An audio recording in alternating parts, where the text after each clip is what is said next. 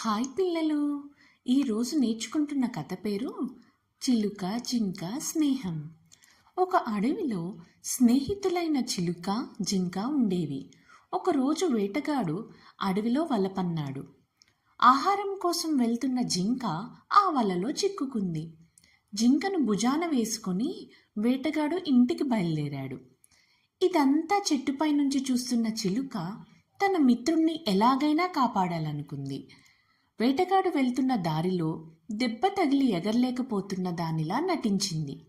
చిలుకను చూసిన వేటగాడు భుజాన ఉన్న జింకను పక్కన పెట్టి చిలుక వద్దకు వెళ్ళాడు. అప్పటికే తప్పించుకోవడానికి ప్రయత్నిస్తున్న జింక ఒక్క ఉదుటిన పారిపోయింది.